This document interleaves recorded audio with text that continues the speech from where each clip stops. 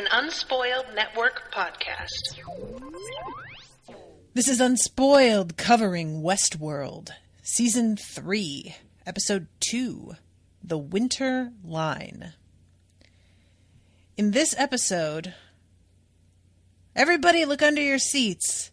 You're a robot, and you're a robot, and you're a robot. Everybody, we're all part of one big happy robot family. Hold on, I'm getting a note. Welcome to Unspoiled.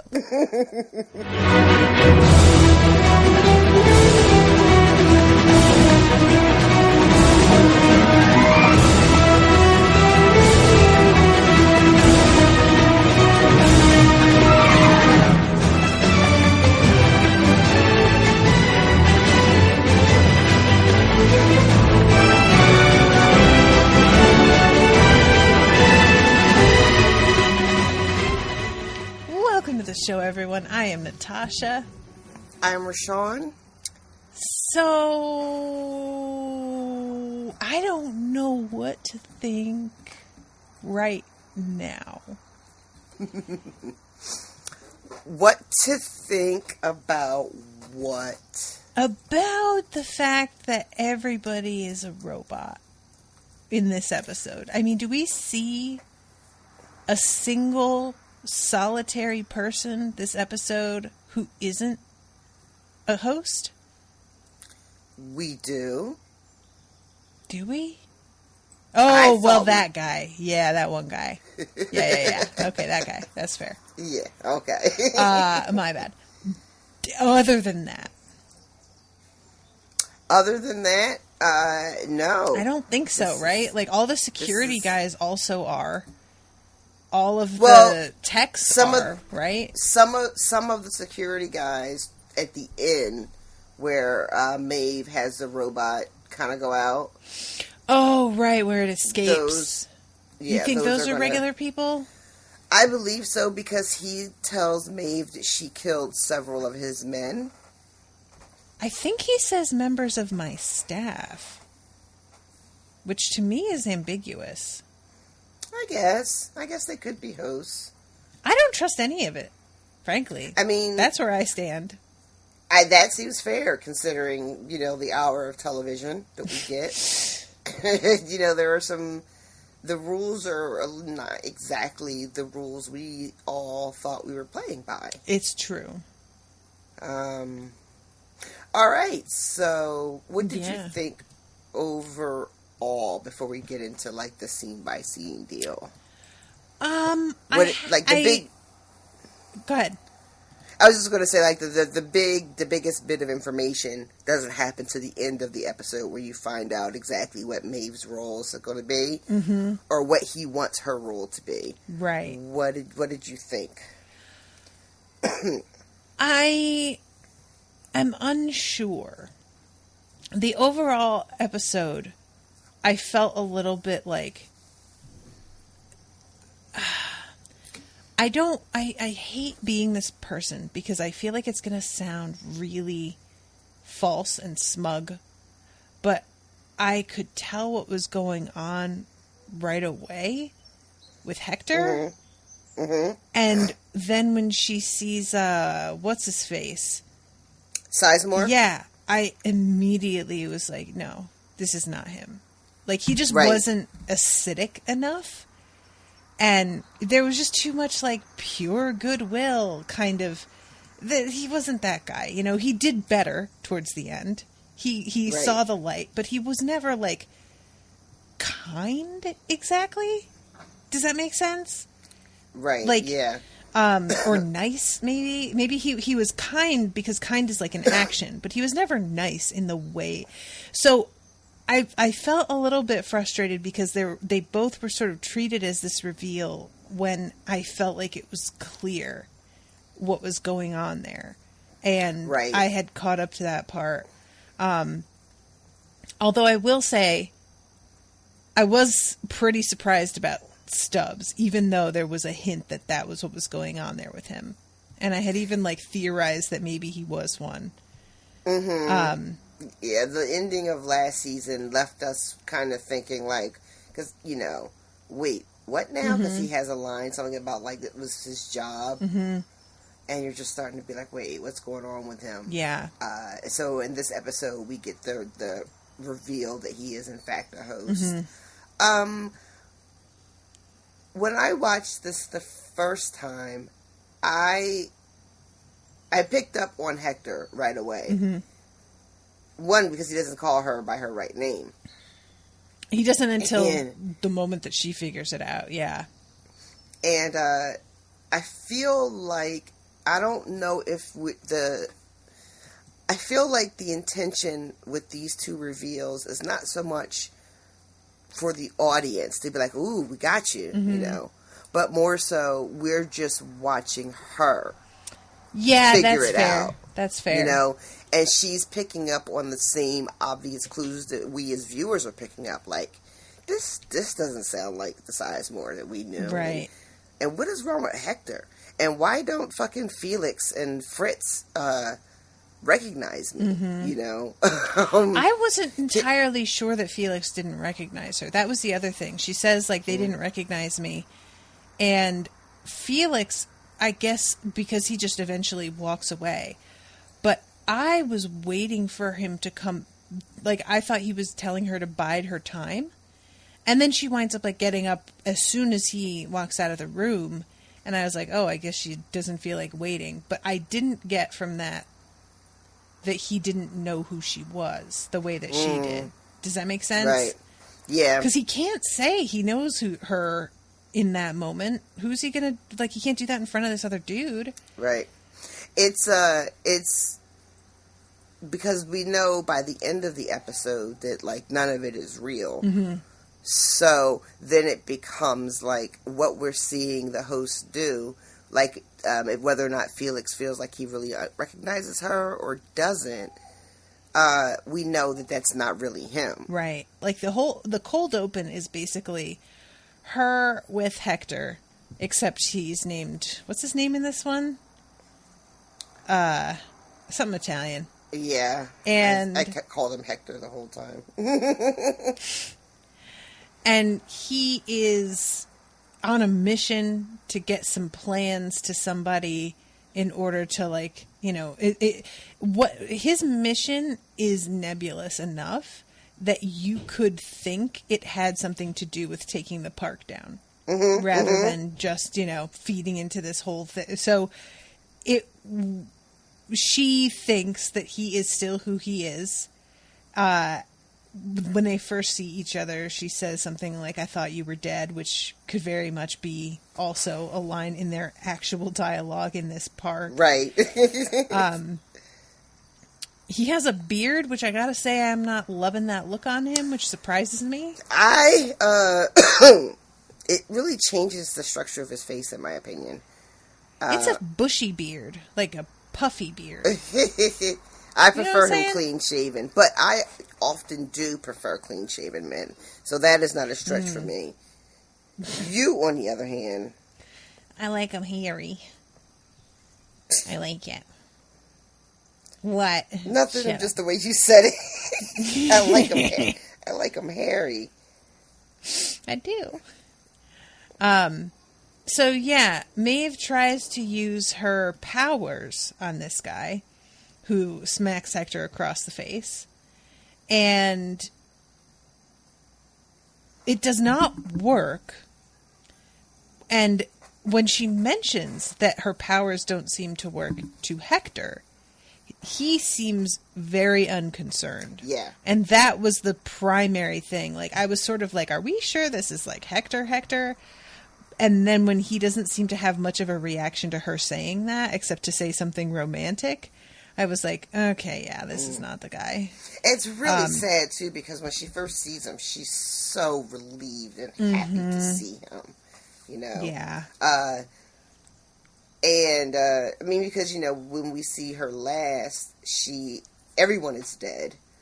And she's just, like, on a table somewhere in the lab at WestWorld when the season ends. Yeah. And for all we know, she is waking up. It looks like the first time, but then we realize she's probably done this several times. And she sees him and thinks, oh, he's not dead. He's back by her side. And it's not even him. Yep. And she can't explain it to him because he's like desperate to deal with these plans and put his life on the line against the Nazis.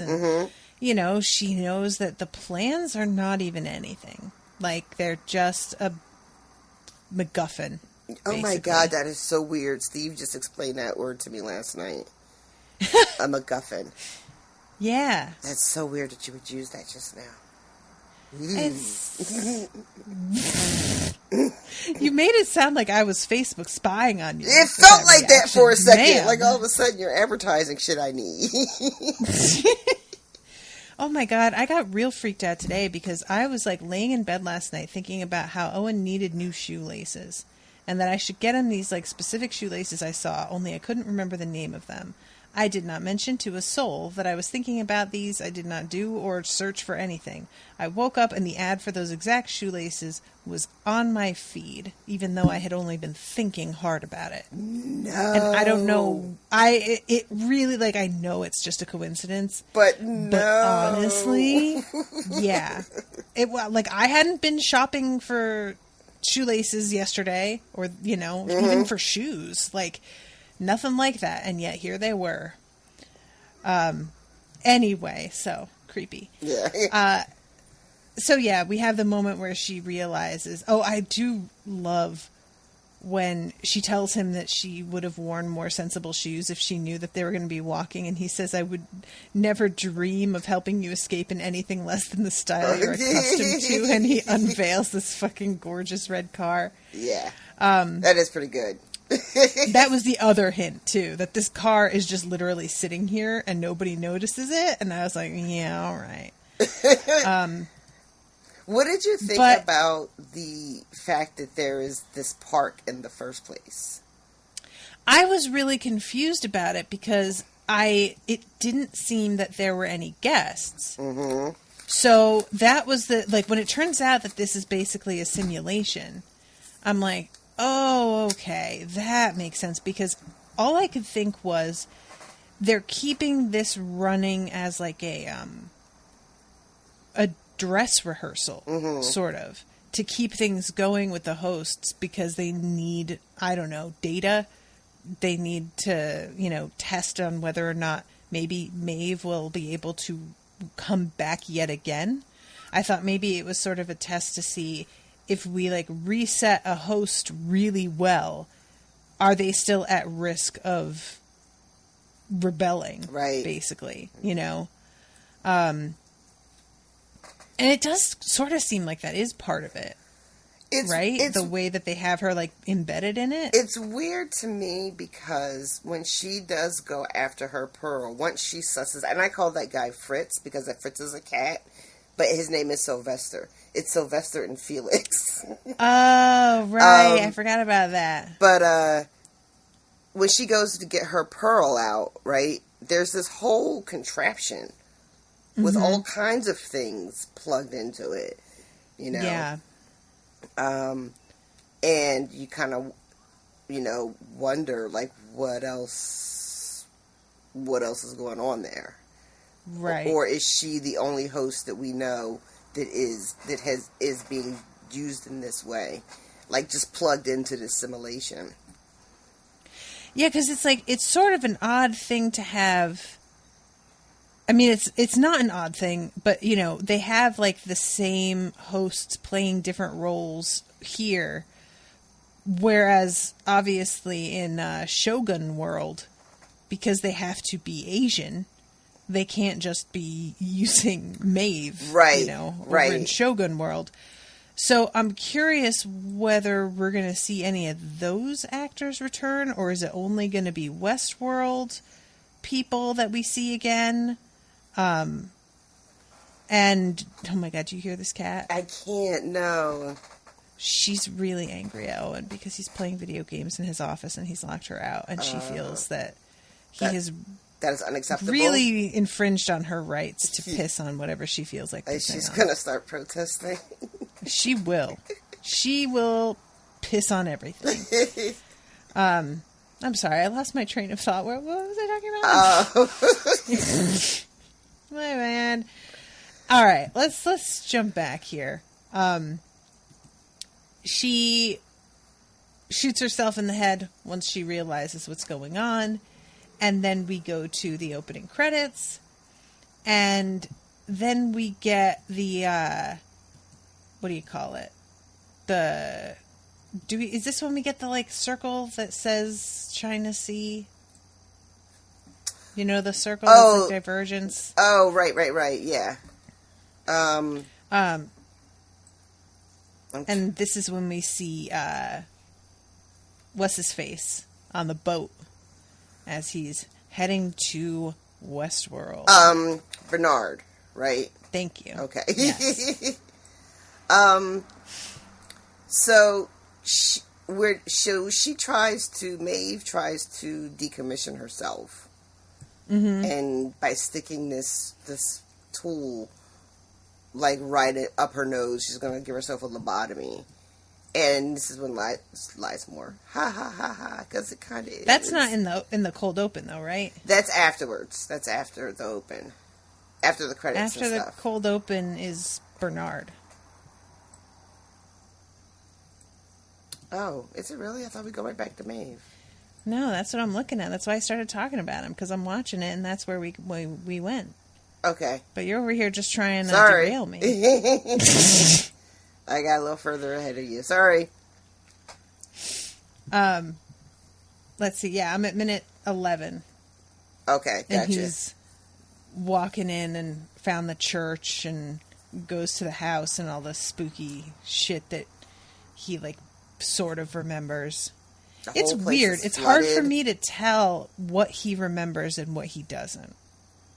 You know what I mean? Mm-hmm. Like, I feel like he remembers most things, but then when he, like, tries to do an assessment on himself a little bit later, it feels like he's getting reminders in his memories of things that he might have forgotten. It's unclear what he actually retained and what he hasn't. Yeah, because he's got this other Bernard in him that we met in the first episode that came out and beat the shit out of those guys. Mm-hmm. And it seems to be, like, compartmentalized, you know? Mm-hmm. So it's hard to tell, like, what information is in the active, like, reasonable Bernard and what memories exist in, like, Hulk Bernard. And does he have access to them freely or only when he switches to the other one, you know? Right, yeah. So Hulk Bernard. So after, we don't really get much with Bernard on the island. We just see him showing up there, and just like you see all the water and the forge is all flooded, and he shows up on the beach, and then it goes back to the lab. Right. And this is when she has that moment where she feels like he recognizes her, and he just turns away. Yeah, I just really So we actually theorized, and it's funny to think about how I was theorizing about this with you when you also did not know the answer. Because I had said in season 1 that there was a lot of potential to make the techs hosts. Mm-hmm. Because you could just put it in their head exactly how to do everything and get around having to basically pay.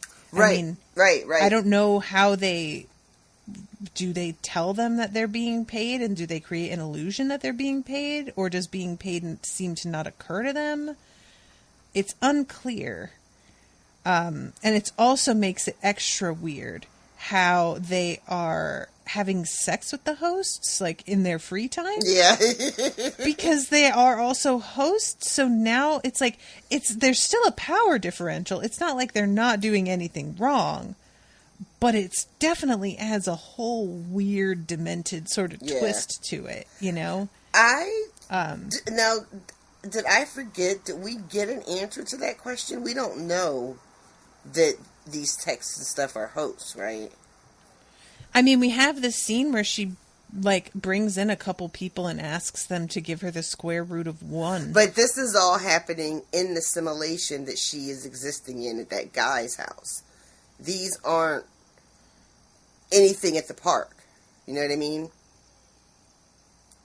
I thought the simulation was like part of Delos. The simulation is that she's experiencing is when she goes to get that robot to take her pearl out, right?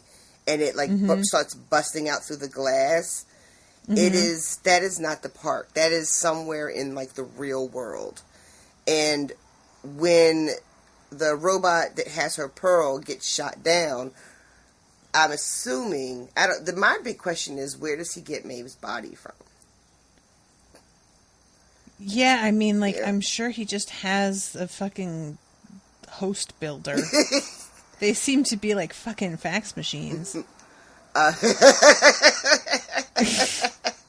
you know what I'm saying?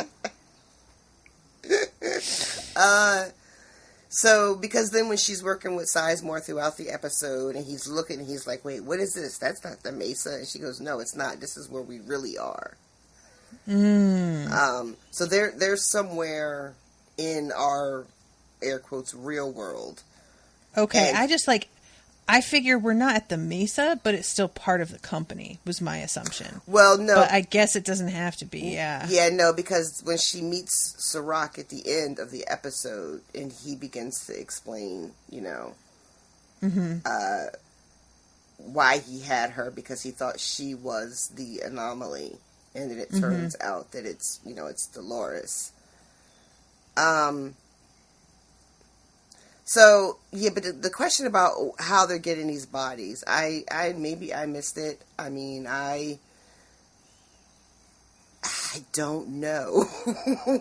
Yeah. You know, like, if he just had her. Because when Bernard's on the island, they find a body of Maeve's. A Maeve, yeah. A Maeve. But her pearl is missing, you know, on the back of her head. So, you know, like, I mean, hell, your fax machine theory is as good as anyone I can come up with. Yeah, that's my assumption. Like, if this guy has access to her pearl, I figure he's going to have access to plenty of stuff. Yeah. And he obviously has, like, more money than God, so. That's true, yeah, and he's, like, you know, super tech guy. He could really just have a fucking thing in his basement. Oh, man, and he's played by this actor that it's really funny how when you watch things at a certain age, even though what you saw an actor in is by no means a definitive role of theirs, to you, that is who they will be forever. And that is part of, like, Christopher Eccleston, who played the Ninth Doctor. And Matt on The Leftovers. Everybody probably sees him as the Doctor, first and foremost, but I see him as the asshole Duke from Elizabeth. And he fucks in that movie, and you see his butt. And it's pretty good butt. It's probably a butt double. Nevertheless, he is a real dickhead in that. And so every time I see Christopher Eccleston, my instinct is to be like, oh, this asshole. And then I'm like, no. He doesn't usually play an asshole, actually. This dude was also in Elizabeth.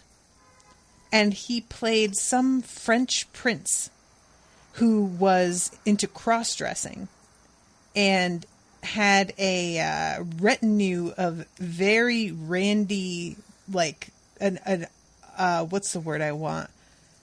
An entourage that would, like, have orgies.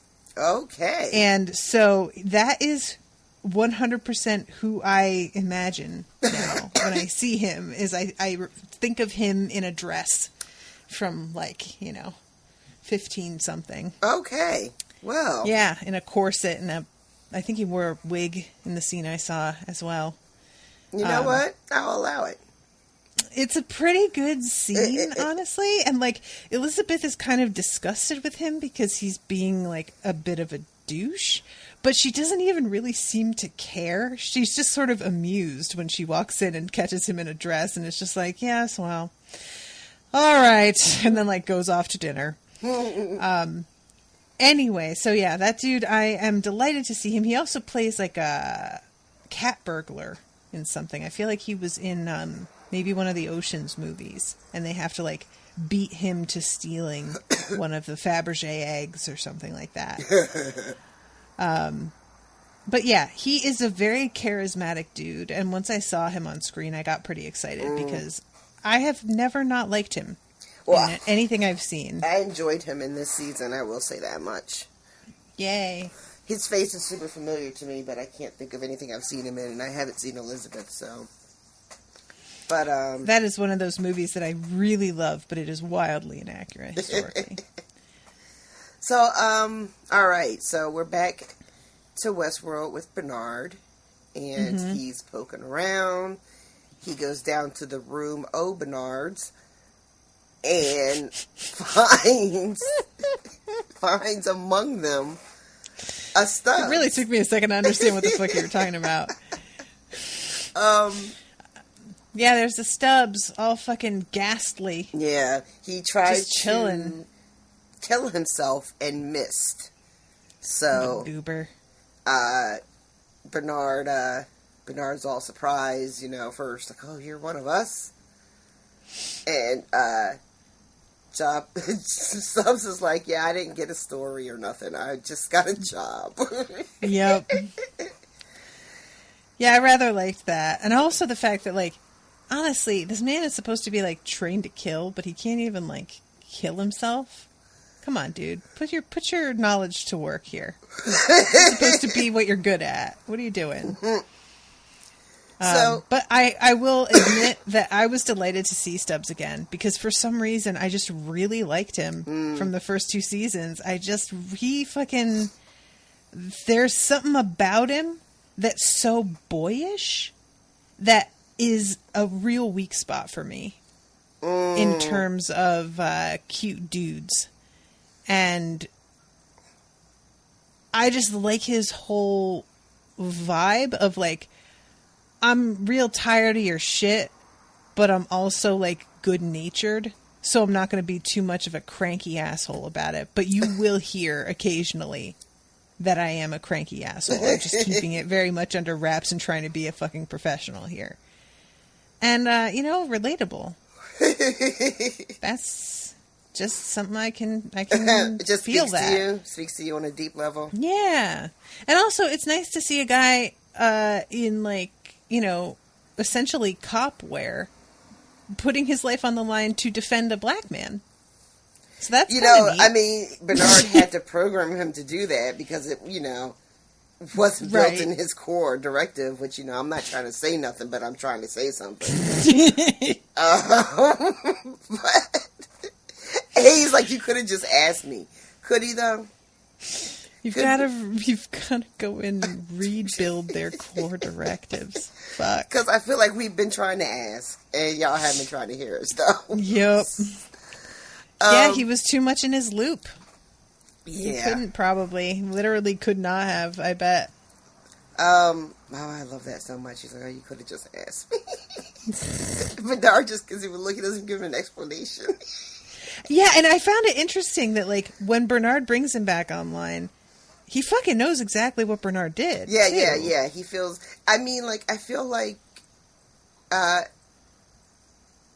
Teddy was aware of the change in him when Dolores did that to him. Went in and messed with, like, his settings and whatnot. Like, heightened this and, perception and all that stuff. Right. So, Bernard has come back to WestWorld for help in his fight against Dolores, and he is looking for Maeve, too. Mm-hmm. And I guess that makes sense because Maeve is, particularly powerful in the sense that she, rewrote her old story. She can control other hosts. Mm-hmm. But she's not there. Right. And Bernard is sad. Yeah, and there was a part of me that was kind of like, I mean, what she can do, she programmed herself to do, so you could program somebody else to do the same thing. But she had her awakening herself. Mm-hmm. It was purely her. Yeah. So that doesn't work. That wouldn't be the same. And that at its core is what makes her special. Like, like the fact that she was able to then go and change her, her code and all that other kind of stuff is really cool.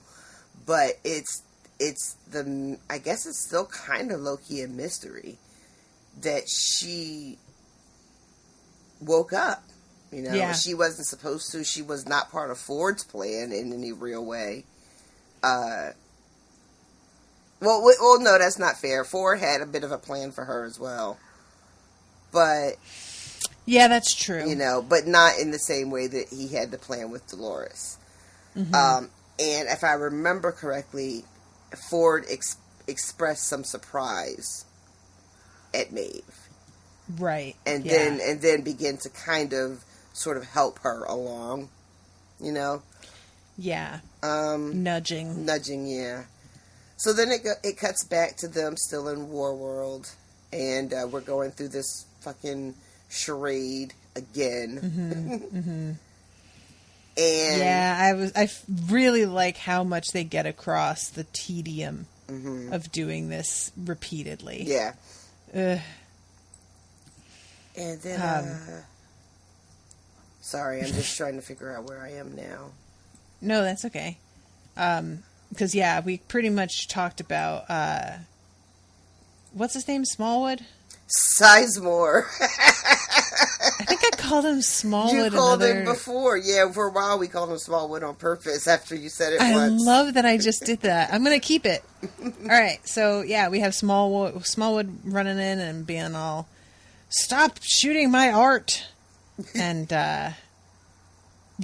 her being sort of suspicious, but he seems to have the slow healing injury of a human being. Right. He's got like a cane or some shit now.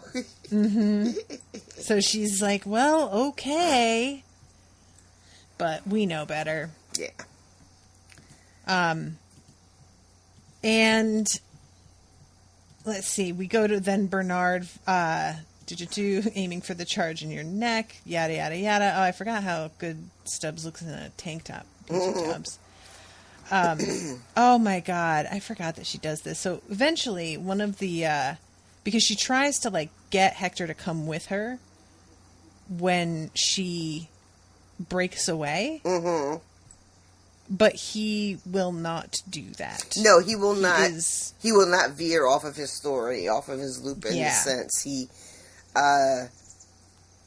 is just not understanding what she's saying, and she's realizing that she's going to have to kind of leave him behind. Yeah, I felt really bad in that moment as she comes to terms with how he's not going to wake up. Yeah. And that can't be forced. He's literally programmed to not wake up. And eventually they were able to, but he had to make certain choices in order for that to be a possibility for him. And he hasn't made those choices in this timeline. Right. So yeah, let's see. Oh man. Okay. So then the scene, I finally had something to live for. This is Smallwood trying to kiss her. And he does, and she kind of lets him. She's trying to sense what the fuck, and she pulls away looking really sad. Yeah. And realizes that he is not who he thinks or who she thought. Right. And as she is telling him that he is not himself, he begins to have a bit of a breakdown and starts stuttering and glitching. Right. And as he does, the whole image of the shop around him begins to glitch and stutter. Now, and she starts to realize what the fuck is happening. Is this when they're at the forge? When he starts to glitch? Yes. Because he takes her, he takes her through a walk through the field or something, and they end up in this control room. And he is telling her, that this is basically, controls everything, and where the people went when they went through the door, and she sees that something happened after she was done. Mm-hmm. Which is the part that Dolores did, where, you know, she kind of... What happened in the second season? She kind of puts everybody almost like on a satellite so that they, you know, can't be touched. Yeah. And it's really like, because he's asking her a lot of leading questions, being like, so do you know the coordinates? And that was like super suspicious, right? And you know, basically assigning her all of this work that Dolores actually did. And it was a little startling to me to realize that they don't know that it wasn't her. Yeah. This is still our mystery man at the end of the episode. That's him trying to get this information out of Maeve. Mm-hmm. And she has to tell him, no, it was Dolores. And he's just like, oh. Yeah. Shit. Yeah. And then that's when I just went all in with this bitch. And then the kiss happens and all that nonsense, and she, realizes that, that's not him. And I do really like how slow, though, that they have not yet figured out that it's Dolores. Like, I feel like it was not exactly a secret that she's the one that walked up and shot Ford, right? I would have thought that would have gotten around. Yeah, right? Like, it's weird because they think that, well, I think we're supposed to think that the humans think that Dolores is gone, that she was killed in the massacre, because, she was Bernard killed her. And they don't know that Bernard rebuilt her. That's who Bernard rebuilt in the second season when he's having those flashes. Right. But I feel like without confirmation, without having Dolores' pearl in your hand, how can you not, how can you take her off the board? That feels to me like really short-sighted. Because she's just a host. Like, her body being shot in the head laying on the ground means nothing. Nothing. That's kind of the point, guys. You made it so that didn't count. Yeah, so, they don't seem to have internalized that. Yeah, right. So this moment with her in the forge, once she realizes that Sizemore is not real, she starts putting it together that none of this is real, none of the people are real. And it cuts back to Bernard and Stubbs. And I think this is the same moment where they come across Maeve's body. Right? Like, they did right before this, yeah. And then we see them leaving, trying to figure out how to find Maeve, because they figure that her pearl is out there somewhere. And so then... We have those fucking Sentinel robots wandering around. I hate these motherfuckers. And Stubbs is like, well, we lost a lot of men. We needed some bodies. Jesus. And I'm like, you could have gave them faces. Good Lord. I hate it. So then it cuts back to what's supposed to look like the WestWorld labs, and they're walking through, and you can see techs and people getting fitted for outfits and whatever else goes on. They're in the fucking Stubbs and Bernard, by the way, appear to be in like medieval dragon world, by the way. What do you mean? There was a dragon, right? Am I wrong about that? Oh, so Rashawn is finally feeling confident, guys. Did you see who and what that was? No. That was I heard a screech, and I was just like, what? Where and did then you hear a screech? It cut away. With the dragon screech. Hold on, we're not there yet. Okay. Let's wait until we get there, and I'll look at it while I'm talking about it to you. Okay. But yeah, all right. So Maeve and Smallwood are gonna do this test because she has a suspicion about what is going on with the system here. And it's actually pretty great. It is pretty cool. This is a good moment. She has this, like, you know, insane tech knowledge. And she's like, I bet these motherfuckers were lazy and used, like, the same code for everything, didn't they?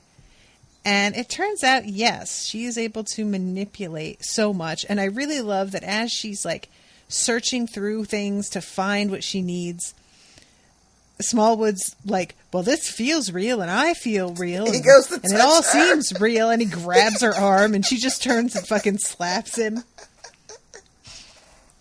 That is appropriate. It was really. And she reminds him, I have slightly more experience with finding out that your entire reality is a lie. So maybe just shut the fuck up. Right? Like, I've done this before. Yeah. He's just poor Sizemore. Mm-hmm. But that moment, like, we saw so much of it in the first 2 seasons, right? That moment of being like discovering that you're not real, and it just there's. I mean, I don't think that you could ever get tired of watching someone have to reckon with the fact that they're not real, because how do you even wrap your brain around it? You know, like, really, I feel like I would start to, like, glitch and then I would just collapse. And I feel that like, seems right. You know, it does seem right. I feel like that this is appropriate. But he just keeps right on tagging along.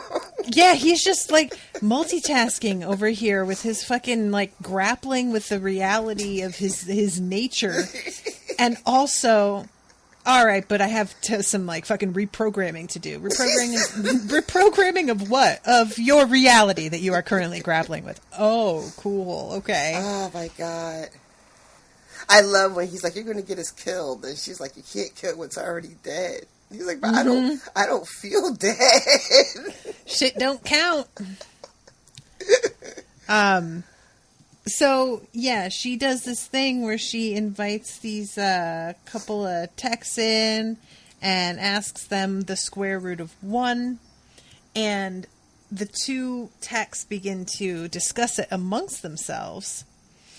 And as they do, and they really get into, like, a pretty engrossive conversation. Is engrossive a word? I don't think so. Engrossing, yes. Conversation, I guess. But, I don't know, it's not really what I want. Doesn't feel good. Well, whatever. Yeah, it's not really, you know. But, yeah, they're in the middle of, like, talking back and forth and figuring it out. And she's looking around, and she grabs a bust off of his desk and just tosses it. And Smallwood is looking at it like, what are you doing? I love when he sees her pick it up, and she just chucks it. And it gets stuck in midair. It hovers. It's a bust of her, by the way. I should add. Yes. It's her head. And hilarious. He's just like, fuck me. She's like, not likely.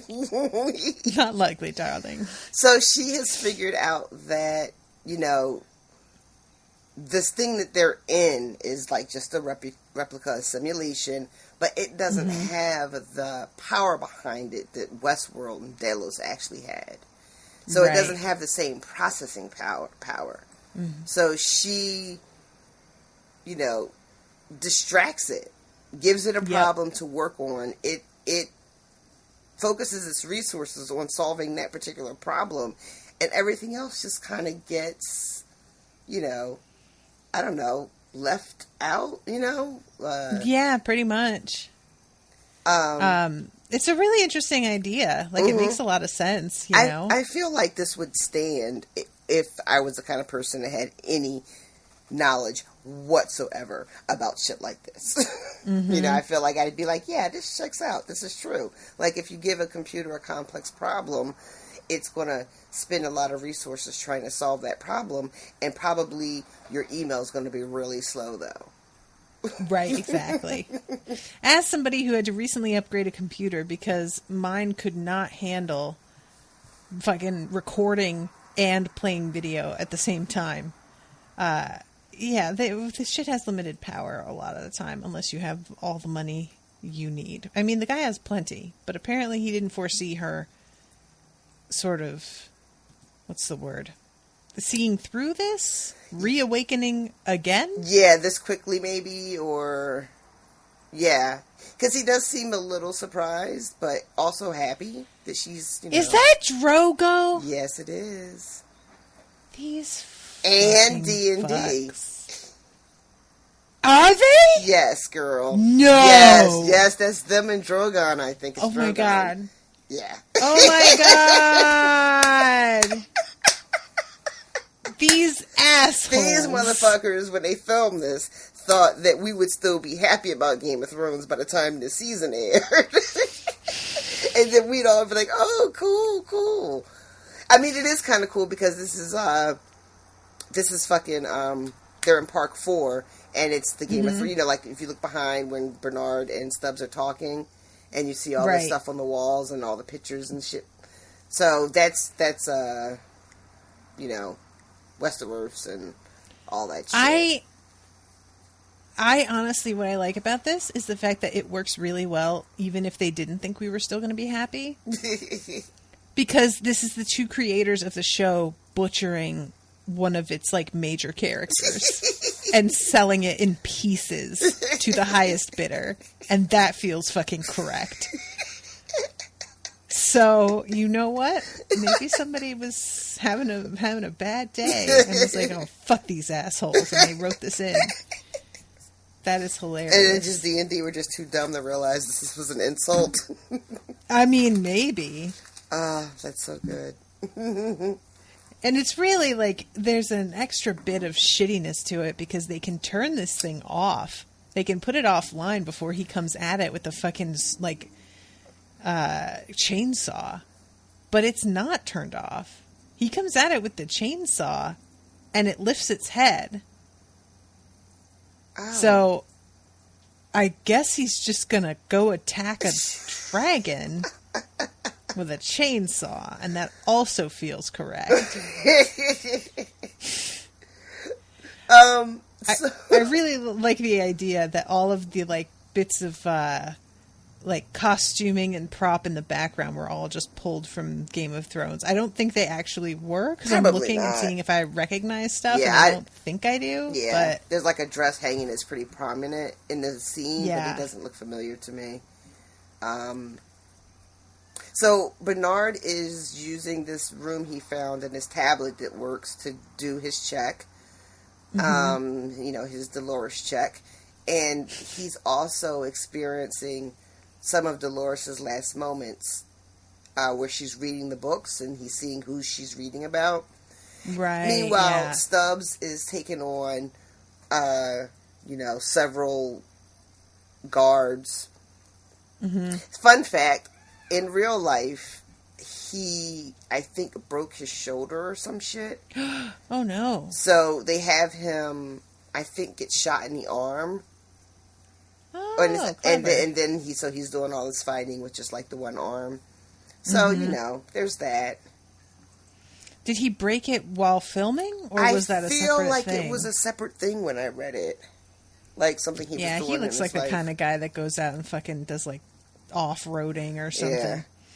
Yeah. It was something like that too, I think. I wish I could remember. And then we have the fucking, he's got like the one-handed axe, and I think that's really funny because of who he is. Yeah. You know, like, I just really liked him walking up to them with it behind his back.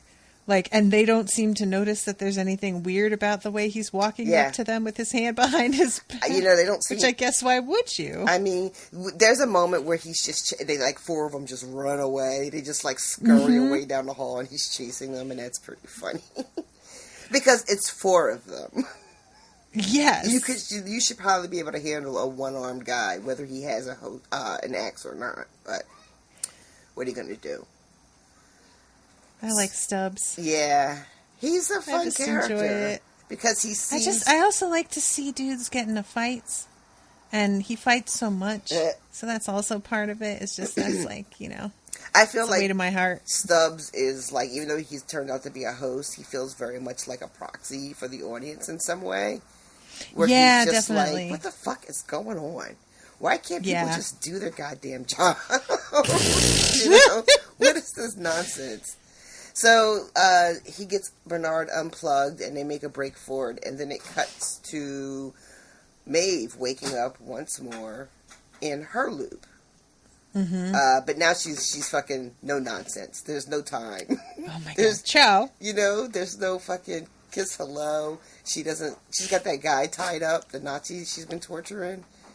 Can I say how much I feel for fucking poor old Hector in that moment, who has just discovered his love in his mind that he thought was dead or captured, and she literally just walks past him and says bye and doesn't barely look at him? How fucking crushed must he be? In her defense, ciao is also hello, though, right?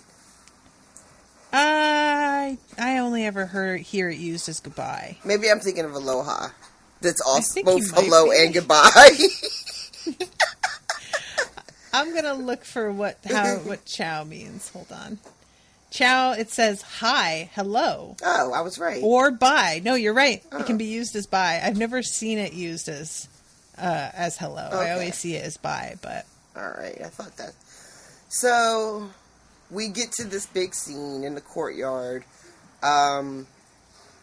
And the whole plot of the narrative is that there is some kind of secret,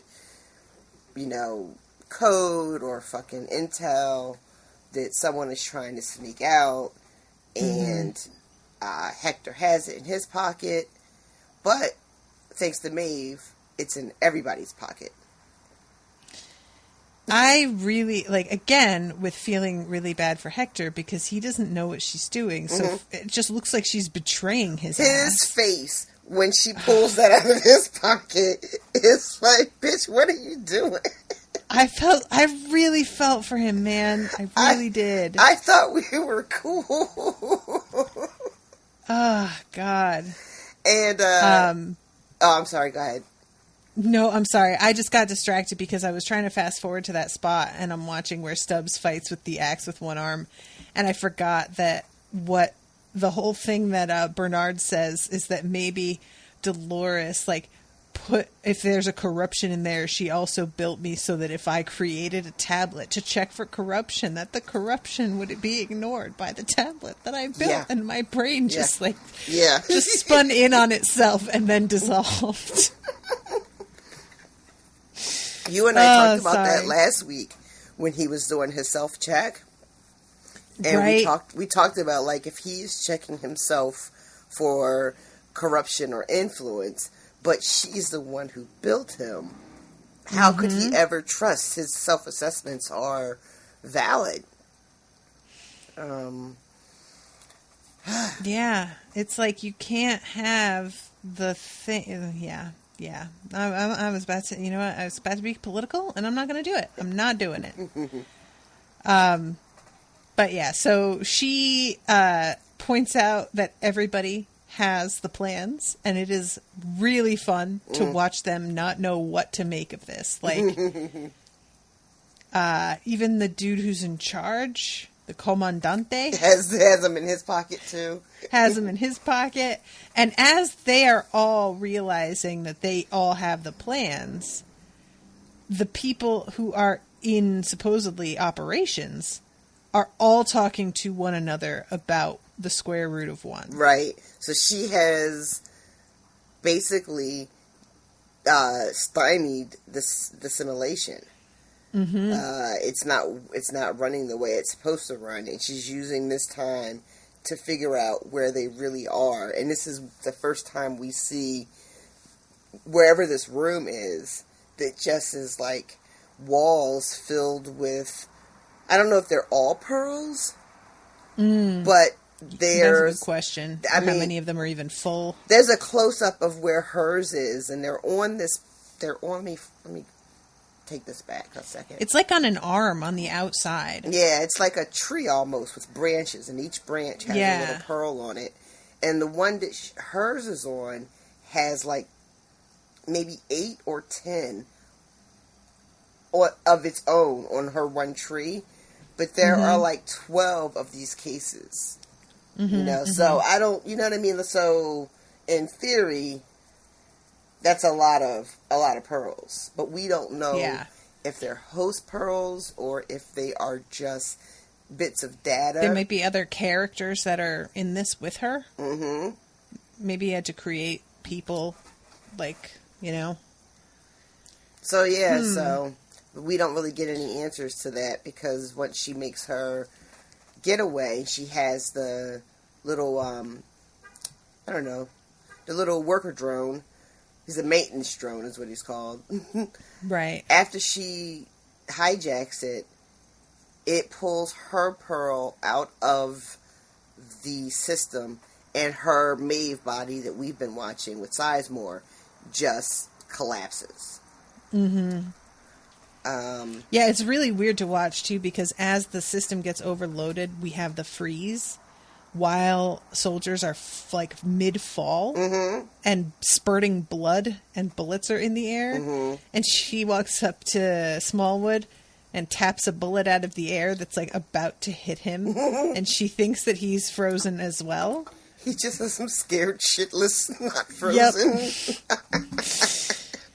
Yep. She's like, I thought I accounted for this. And he's like, I am just ready to piss myself. That's all. It's fine.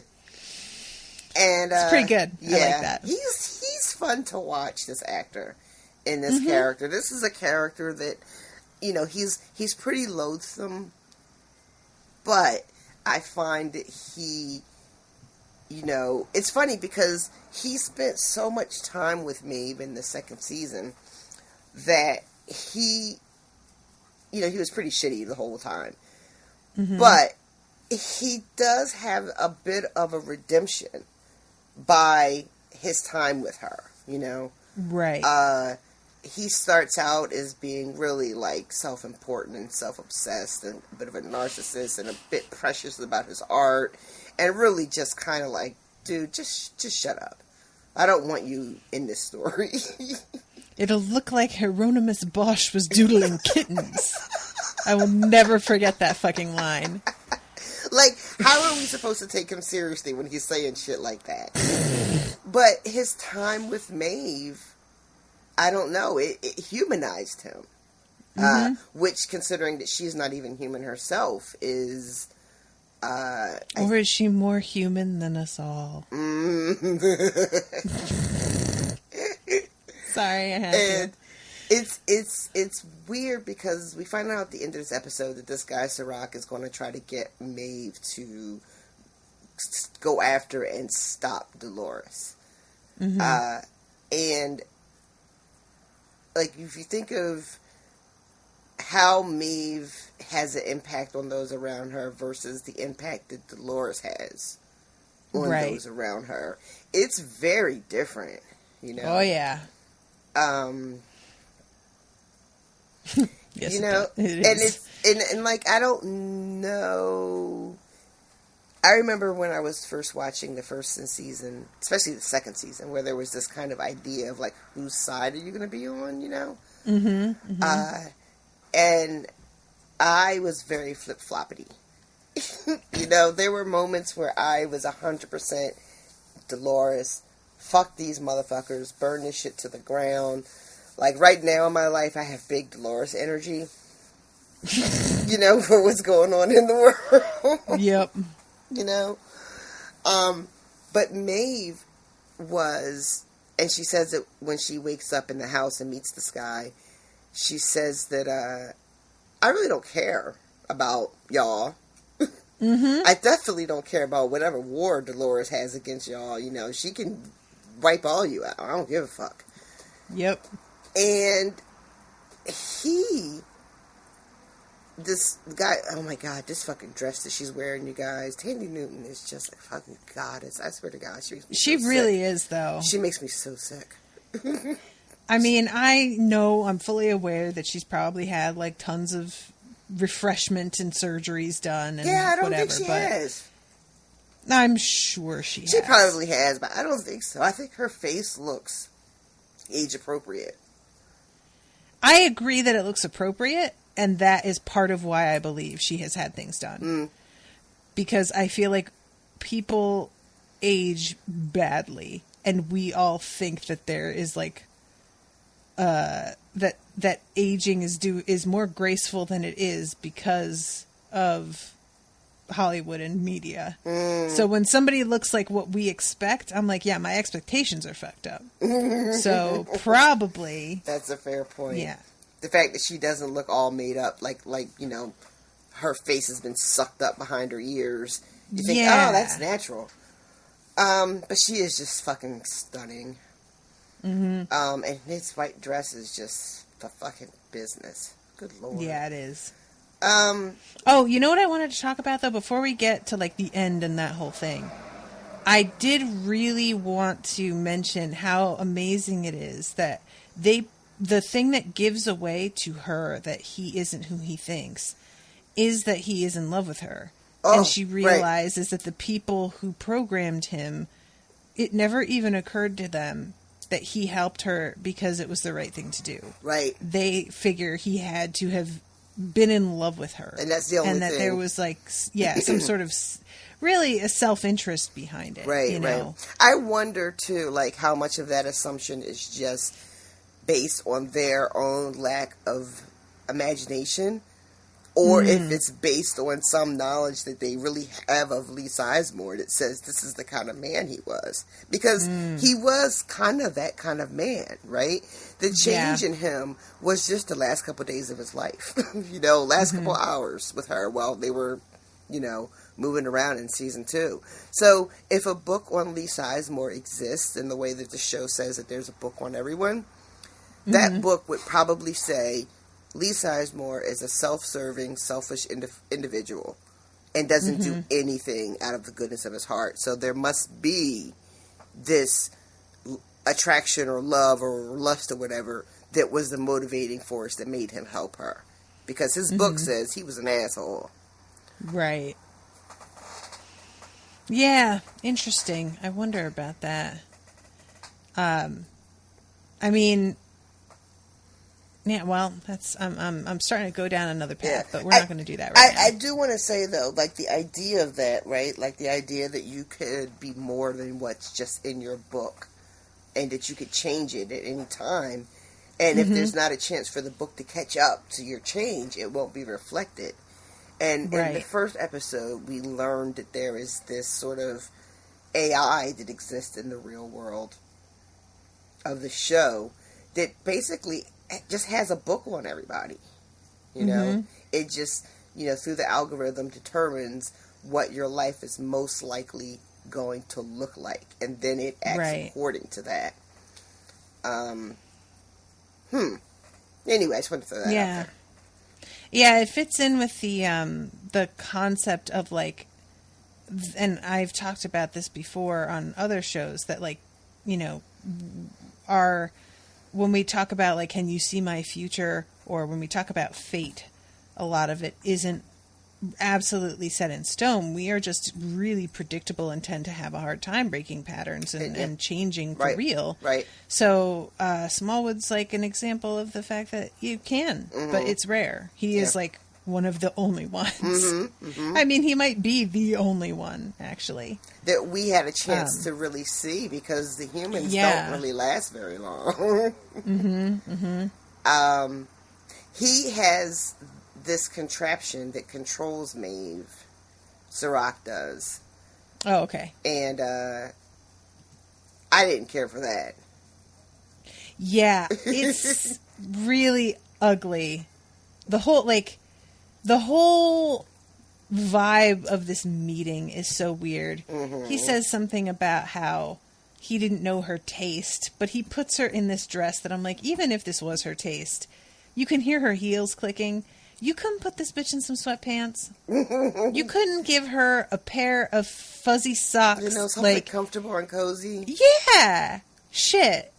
I gotta put her in this whole getup. That's not for her. Stop lying. Yeah. Though, you fucking know what's going on here. I'm looking at his house, and I feel like there have never been a pair of sweatpants in that house ever. Look at this fucking house. I bet he walks around in sweatpants. You know how rich people do. They'd be surrounded by like all of this, and then they just wander out in this like bathrobe that's 45 years old. And we're all supposed to be impressed because they don't see their wealth anymore. No, it's because they take it for granted and they don't appreciate anything. It's fine. in his linen. The house jacket. is unbelievable. It's gorgeous. It's like has the outside inside. I'm always a big fan of that. It's all these trees. I'm a big fan. Everywhere. Well, yeah, and you know how like last episode we were talking about how like rich people always have all glass, and I was saying how like I couldn't live with that feeling so exposed. But this is because of the outside inside that sort of fixes it because there's so many like trees and branches in the way that it doesn't feel the same kind of exposed. And also, as much as it's all windows, it's not so glass and chrome and whatnot. It's very exposed, and it's very like if there is glass, it's very high ceilings. I see a lot of sunlight in this room. I don't see a lot of glass. So I'm not sure if they're... The scene I'm looking at, there's a ton. I'm looking at them. I'll send you the screenshot. I'm looking at them at the table. And, oh, okay. Just, I think they're in the yard. So he is... First of all, she doesn't know who the fuck he is. And she has to be like, who the fuck are you? That is excellent storytelling, Tom. She does not know who the fuck he is. So she has to be like, who the fuck are you?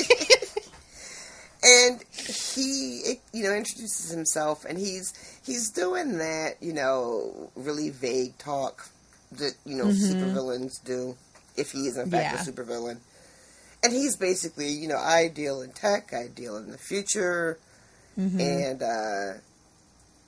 we are trying to make a better world because humans have been so shitty.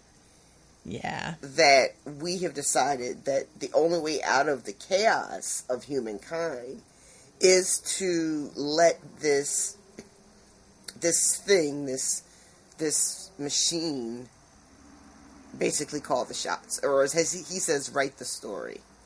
Yeah. And he's telling her that, it's been working. They've been creating a better world, which I'm like, have you though? Yep.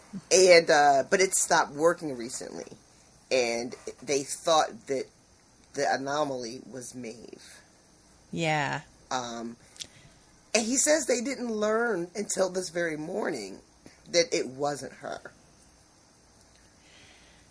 Which, I mean, it seems like there's a lot. He says something about how like we're in the middle of a war, and it's one that people don't even know is happening yet, and they also don't know that it has already been lost.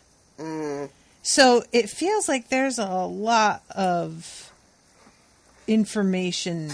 I mean, there's so much that he's not sharing with her. Yeah.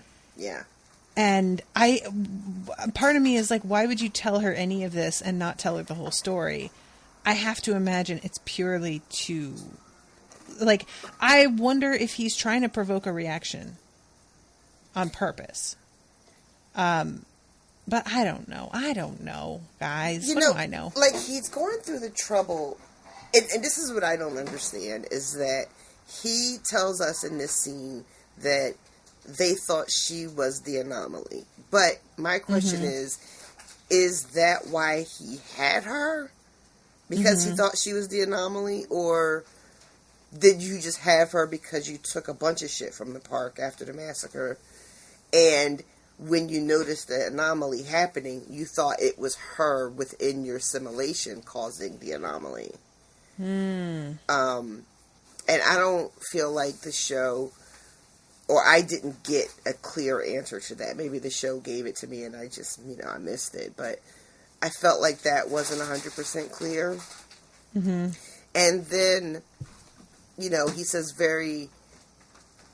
right away, it's Dolores. Well, she figures out it's Dolores by his description. And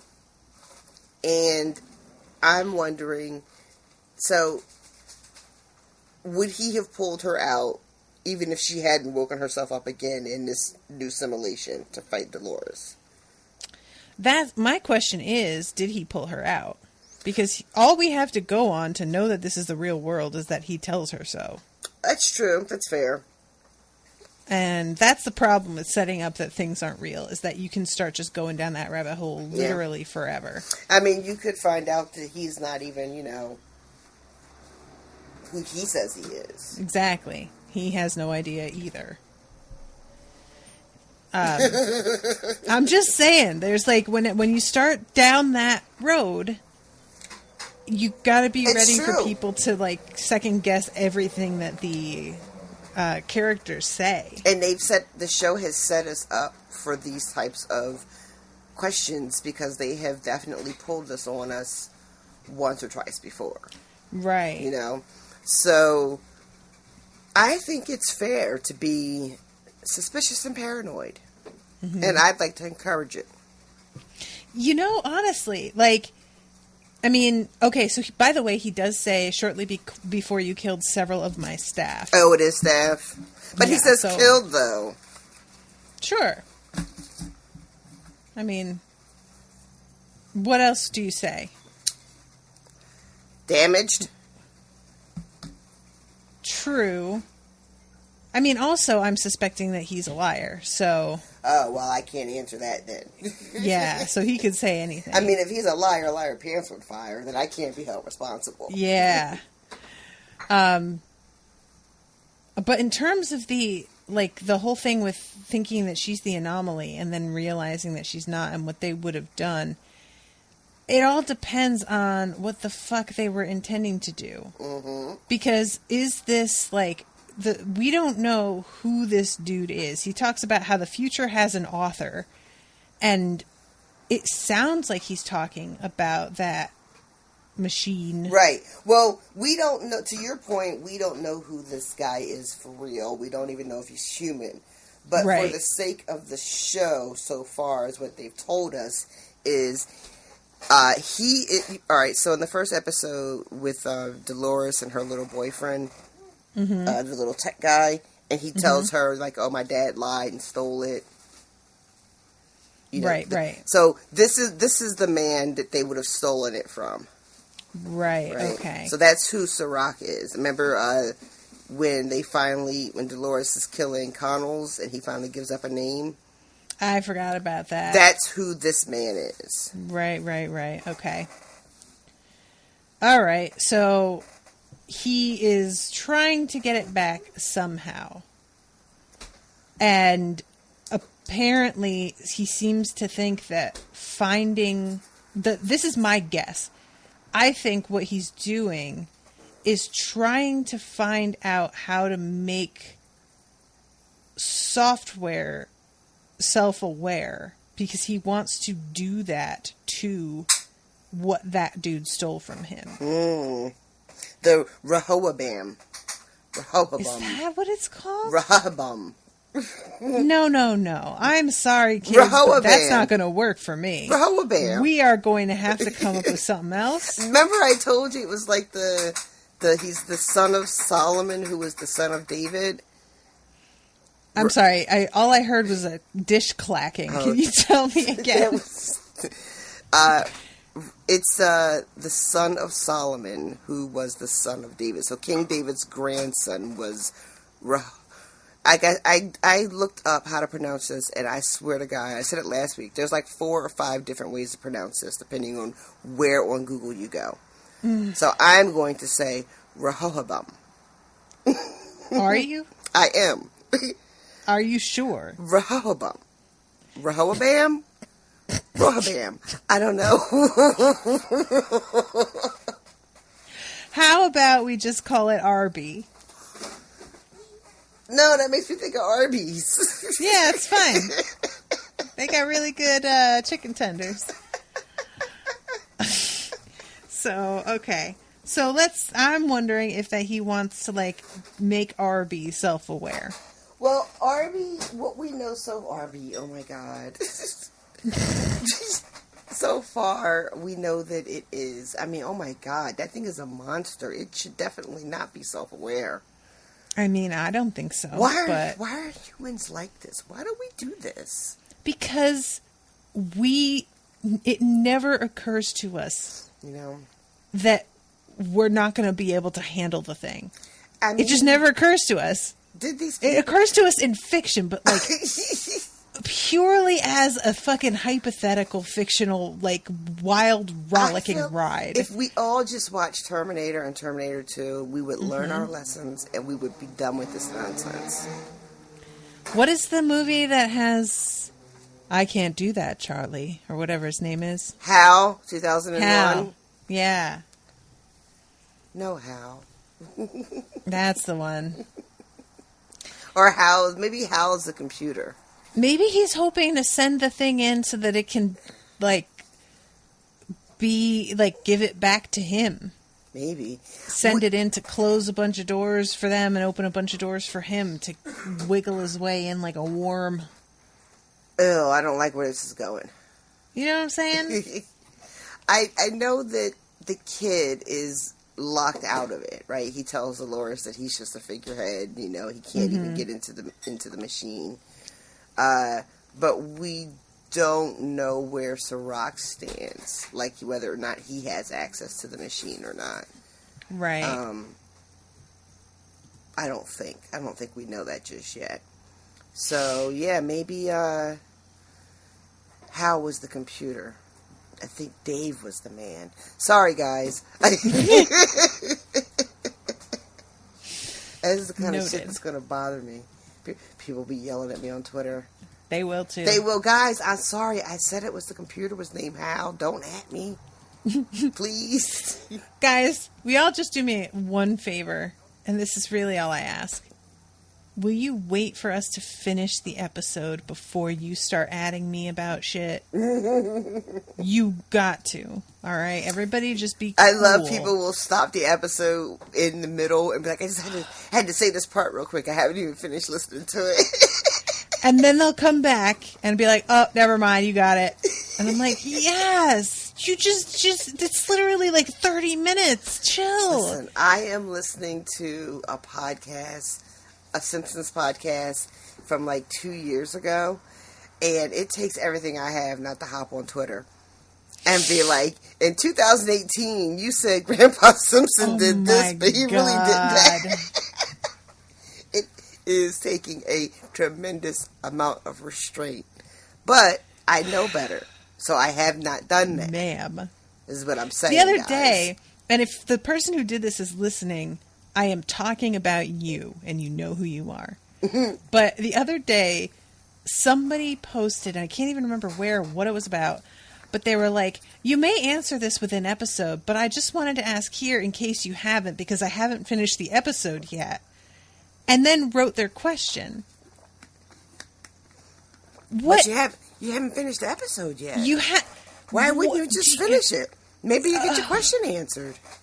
Just don't. Why would you expend the energy to do it at all if you don't know that it was necessary to do? Right.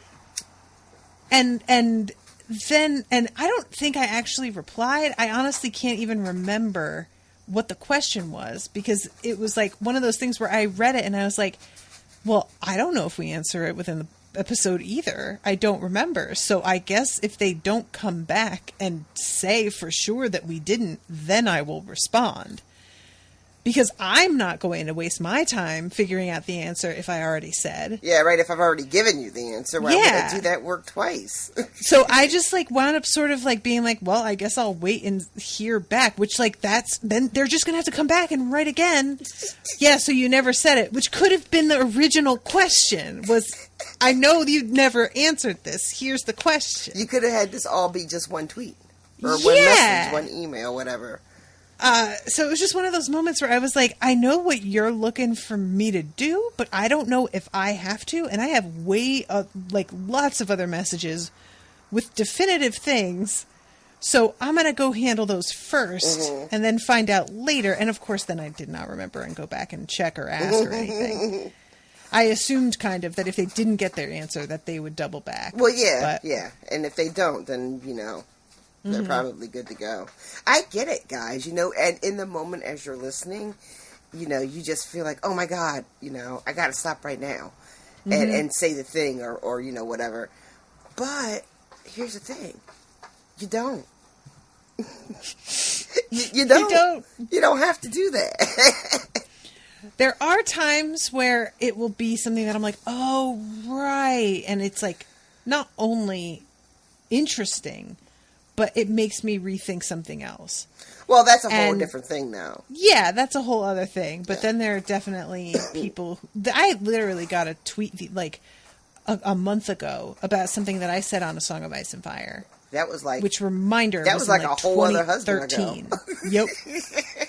That was 7 years ago, nearly now. Yeah, and I was just like, I don't know what you want from me. I can't even. Like, I legit still want to tweet these guys. Not even about, like, anything that was wrong or a question that I want answered, but just to be like, oh my God, this is so great. But it was 2 years ago. I'm late.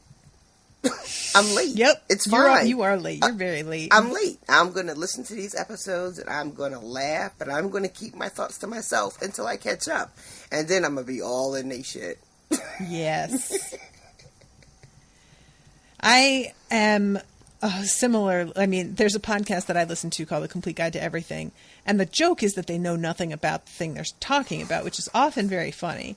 But they have started a patrons only thing where one of them reads a book and explains it to the other in like 3 or 4 sections per book. And they mostly cover books I don't know, like, or care about. And it's fun. But then they recently covered a book that I love and deeply care about and got so much wrong. Oh, no. And I was just... It was not only was I trying to restrain myself from, like, DMing them or leaving comments or whatever. I was also trying to not just be miserable listening to it because of how much they were getting wrong. And I am certain that happens when people listen to my show. Listen, and I apologize, but what can you you do? just have to skip an episode. Mm-hmm. You know, it's okay. Yep. I would prefer if you are not enjoying a particular episode, if we're just missing it, you know, we're just not getting it right. All right, we had an off week. Right. Like, hopefully we bounce back. But if you're unhappy listening to us, you know, don't listen. And I'm not being like shitty, like, you don't got to listen to me. We want y'all to listen to us.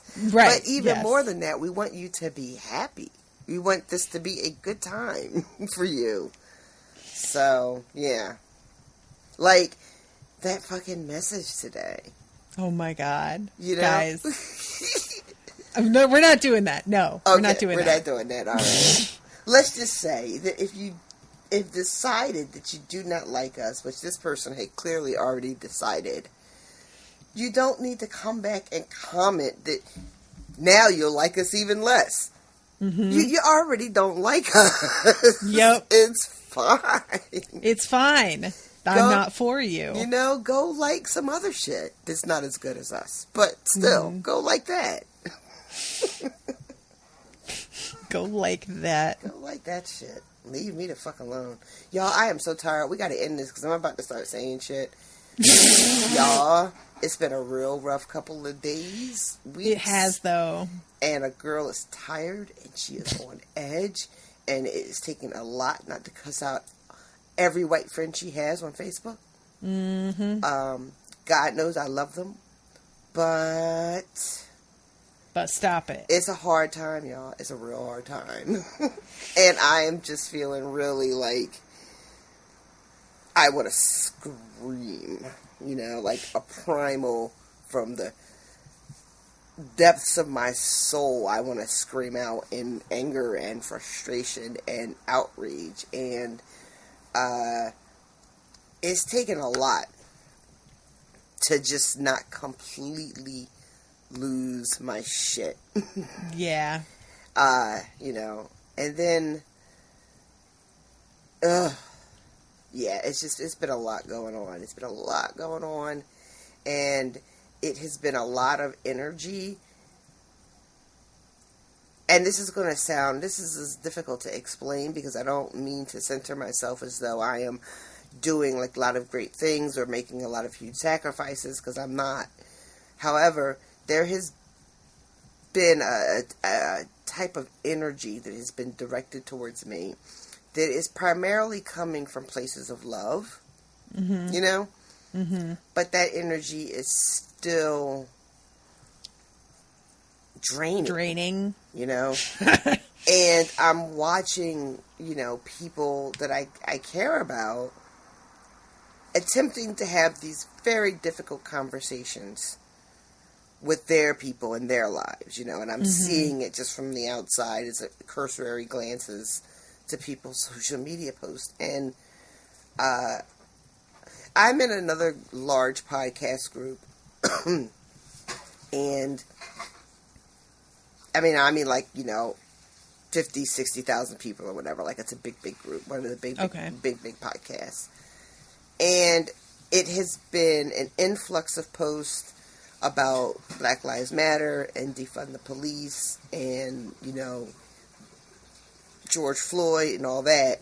Mm-hmm. But then there's been a bunch of other posts where people are just like, I remember when this used to be about podcasts, Oh, my God. And people are... I'm also seeing, and this is going to sound shitty, and I'm so sorry, but I don't know what else to tell you.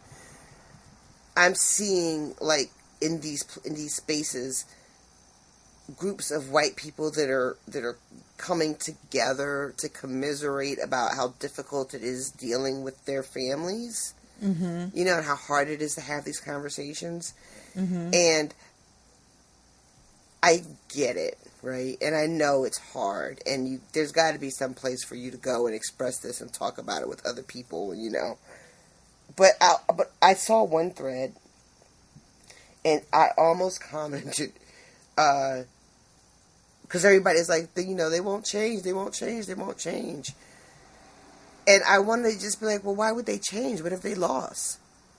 You're still going to visit every week. You're still bringing your kids over to see them. Like, why would they haven't lost anything? Why would they change? What are you talking about? You don't understand why they haven't changed. Why would they? And then I'm just like, no, Rashawn.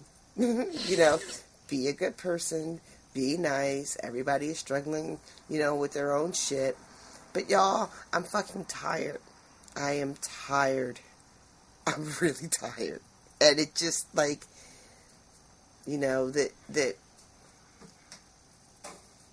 that, I mean, I can't count the number of black people that I have watched die on Facebook over the last couple of years,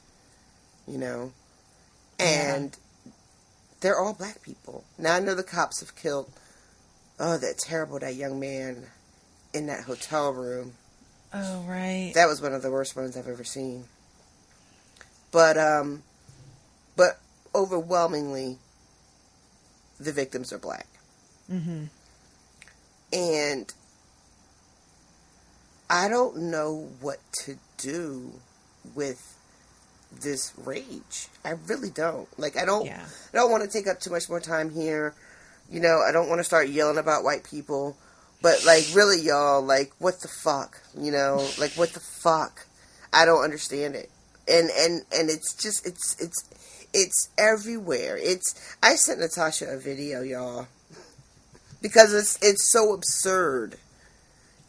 But it is a woman with her two young children, like what do you think? Like toddler age kids. They have to be like 5 or younger to fit in that thing. And they're in one of those little motorized cars that you get little kids, and they're driving in the park on the grass in their little motorized car. And this old white lady starts yelling at them. And she says at one point that they don't have license. They don't have driver's licenses. They can't be driving in the park because they don't have driver's license. They are 4 and 5 in a fucking, like, Tonka truck or whatever the fuck. Like, Power wheel. What? It's just this obsession with telling us where we can be with our bodies. This obsession with telling us how we can be and where we can be, and how loud we can be while we're there. It is nonstop. It's relentless. And that shit is exhausting. It's, whew. So then when you see something as extreme as the murder of someone by a police officer, and I still have to wade through dumbass comments about how, well, maybe if he had just didn't resist, or if he maybe if he wasn't a criminal, this wouldn't happen to him, or you know, it was the police were just doing their jobs, or oh, you don't know how hard it is to be a police officer, and like you can just really get the fuck out of my face with all of that, all of it. So I'm just saying, for the record, bitch is tired and she's cranky. And y'all gonna leave me alone on social media. Y'all gonna have to leave me alone, because it's not a good time. This is not a good time. It's not an easy time. It's not a good time. Oh. Yeah, I made a post a couple days ago that was just like, hey, if you're friends with black people, first of all, are you? Yeah. Are you though? I shared Second that shit. of all, just don't fucking bother them, please. Y'all, my DMs have been fucking lit up. And the thing about it, too, is I appreciate when my friends reach out and check on me. I don't have a problem with that. I never have a problem with that. It is, like you said in your post, it's the people who I don't hear from any other time. Right. That suddenly feel the need to, like, reconnect with me around these very, you know, fraught and terrifying times where they suddenly will poke their head back up like, hey, I remembered I had a black friend. I figured I better check on you. I saw a meme that said check on your black friends. So here I am. Yep. But we're not friends, though. You know, we're not friends. Yep. This isn't just like go through your contacts and message every black person on your friends list. Yeah, child. But you know what? That's the other thing, too, is most white people really will go their whole lives without any significant relationships with black people. They really, you know, they'll go their whole lives. I have some black coworkers, you know, that they think they're friends with. They think they're friends with. Yeah, that's the main thing. Yeah. I bet you we talk to them, it's gonna be different. Yep. But the thing that it feels like to me sometimes too is treating black people as a resource, because that keeps being a thing that I see pop up. Is I'm going to message you and ask you to explain what's happening to me. Oh my God. Which is just really like, you posted something the other day about a woman who cornered her repairman. Yes. And was just like, and he was so helpful and talkative and blah, blah, blah. And I'm like, he was there for, what was he supposed to be? Yeah. You know. He was here at his work. Yep. Trying to do his job. He can't be rude to you and tell you to go fucking Google shit. Nope. He has to be tolerant of you and your bullshit. Yep. I asked him if I had permission to post his photo and this story, and he thought it was a great idea. Yeah. Oh, did he? Yeah. From the person that had power over him for him to lose his job?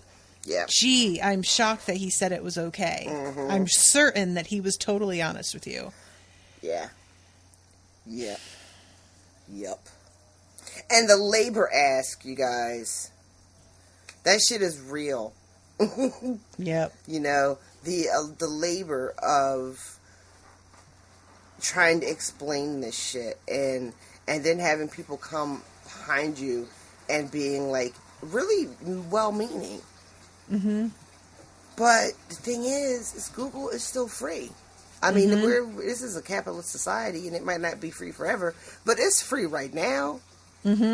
Like, just whatever you were going to ask me, ask Google. You can just hit the little microphone. Yep. And ask it that shit. And 9 times out of 10, you'll get the answers that you're looking for. There's so much information because people better than me have done this work.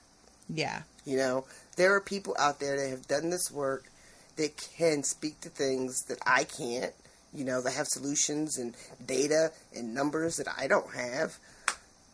I mean, I'm just a girl on Facebook, y'all.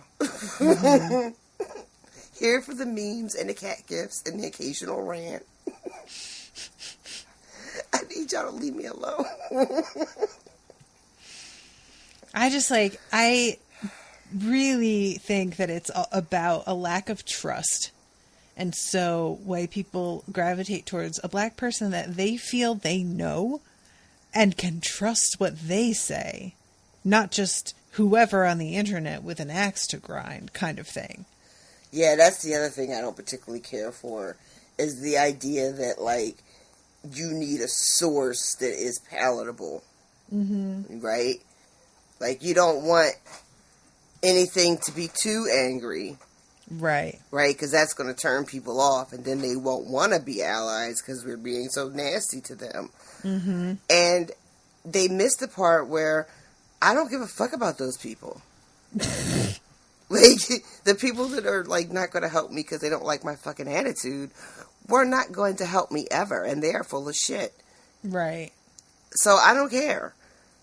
The idea that you need to repost something from someone you know because you can vouch for them, right? Mm-hmm, you can vouch to your white audience that this black person is, you know, okay. And I trust what she has to say. Mm-hmm. You know, you don't have to vouch if... Let me just stop now because we are going long and the podcast is over. Yeah, I think it was 20 minutes ago that you said that we had to really wrap it up. I did say that shit, didn't I? I had some shit on my chest. I'm sorry. It is all right. I'm glad that you did it on this show so that people can hear who might not normally listen to us, you know, that often. Who knows if they listen long enough to the end? Right. All right, well, let's wrap up what actually happens here, because I don't feel like we actually talked about the fact that he's just like, I want you to kill Dolores for me. Yeah. It's really so gross, honestly. He just has enlisted her into his war, has given her no choice, has made it clear that he has power over her by that moment where she's about to fucking stab him in his neck, and I was so here for it, y'all. Mm-hmm. So when he hits that button and she freezes and she has this look on her face too, because she doesn't freeze. It's not like freeze all motor functions. Right. It's just like stops her body. Because her face looks very much like, what the fuck is this shit? Yeah. And he's definitely talking to her like she knows who he is. Mm-hmm. Like he's having a conversation with her still. Yes. The same way he had been. Yeah. So, yeah. So she's like not offline or anything. And that moment, I cannot even really put it into words, but it was like, because you know what it is? I have gotten very used to Maeve not having to take shit from anybody. Yes. Right? And I have also, because she's a black character, that has meant even more, right? Mm-hmm, mm-hmm. So there was something really striking and hard for me to watch, I'm not going to lie, where we see that, she does not have control in this situation. Yeah. You know, she is at the mercy of this man, and he's all smarmy about it. You're right. It would have been misguided of me not to take precautions. And yeah. We're like, yeah, dude, we get it. We started off on the wrong foot. Yeah. Maybe you should have kidnapped me. What foot is that? Which foot is that again? Yeah, I just like, he really gets that look that he gives her. It's a combination of looks. The first look is the look of irritation when he first presses the button, and he has not looked up at her yet. It's the look of somebody who was trying to get some work done and their kid won't stop screaming. Oh my God, yes it was. And it's not even like her defiance is not anything more than like an inconvenience to him, because it's clear this dude expects to wear her down, and now he just has to put in the time and be patient, and he is not interested in that part. Yeah, it's also the look of someone who is accustomed to being in control, right? Like that. Him having that little clicker, which we still haven't learned what exactly that is, but him having that is just how he gets down, right? Whatever room he enters in, whoever he's doing business with, he is always like probably in a seat of power, you know? And when you come up against someone like that, when you are someone who considers themselves to have a certain amount of power like Maeve does, and then you bump up against someone who has more than you, after everything that she's been through, right? And all the stuff she went through to escape the park and to wake up, to be reduced back to this machine that can be controlled with a button, is just hard to watch. And there's a part of me that wonders if this isn't, like I said, is this really the real world? For real? I love that you're still going in circles. Because honestly, if it would make a lot of sense that this was a super easy thing to do within the system. But at the same time, I guess, probably they're not in like unless it was all a giant test. I don't know. I was going to say, why would they put her back in a system when she just broke out of a system? But then I'm like, maybe she didn't break out of that system. Maybe it was all a test to make her think that she was breaking out of a system. Maybe this was just, how many times will Maeve fight to be free? Let's find out. Like somebody could be just testing her to see. It's a troubleshooter. They're trying to find a bug. That would make sense if they are attempting to take this sort of tech from Delos and apply it to Arby, trying to see, well, what parts work and what parts don't work. See how good that was? I still want to say Rehoboam. Sorry, I can't.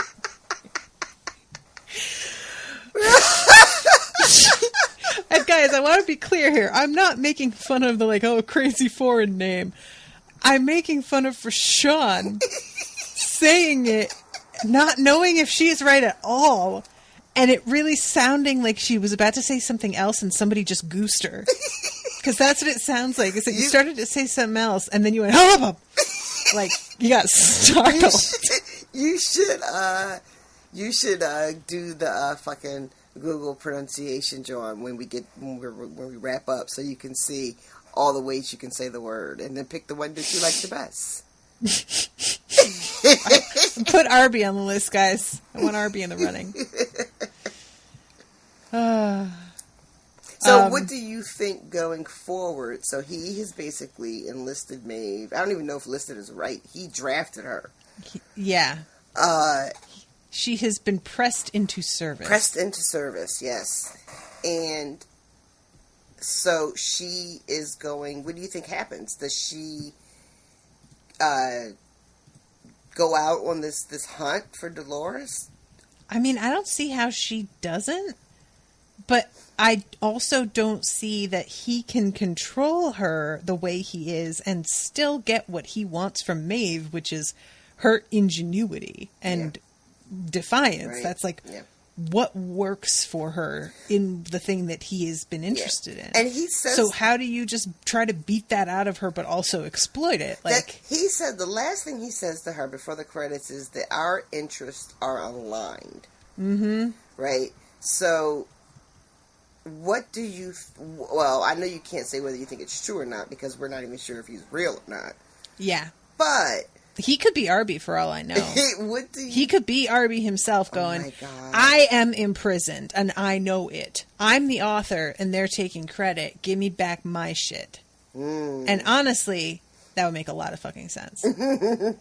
But so I want to ask you, what does Dolores have to do with him getting or waking himself up, if that's a thing? I mean, because he says he refers to himself as the side of humanity when he's talking to Maeve, saying that Dolores wants to kill us. Right. I think if he is Arby, and let's just snicker and get it out of our systems. If he is, then he is kind of on the side of humanity. That's his whole function. He was built to predict human patterns and lives. So he needs people to be relevant. And okay. if she kills the population that he is supposed to be designed around, what good is he? Okay. You know? Okay. I don't know. That's my whack theory. Not bad for only the second episode. Oh, also, I had meant to say that I had kept operating under that, Maeve that we see and Bernard were like going to just miss each other, because you think that they are in the same. Oh yes, right. World. Again, I am assuming he is actually in the real world, but what do I know? And it's really weird to know that, like, it's not just because what I kept thinking was, oh, I thought that they were there at the same time, but they're doing another time thing where they were there and it looks like it's the same time, but it's really like a year and a half earlier or later. And I kept having to remind myself, no, she wasn't really there. I just, I had to keep stopping and being like, that wasn't real. She wasn't there. And I can't tell you how many times I got myself turned around while watching it. Once I began, it's a very hard thing to keep in mind, is what I'm saying. Yeah, well, Mm-hmm. I can't wait for the next episode. I cannot wait for the next episode. Okay, that's my little song. I'm going to isolate that. That's going to be my new ringtone. Let's not do that. You very softly going, I cannot wait. And then people going, what? All right, guys. Well, thank you all again so much for listening. I hope that you have enjoyed the episode and my feeble guesses. And we will see you next week with a new episode. Until then, fuck the police. Fuck them.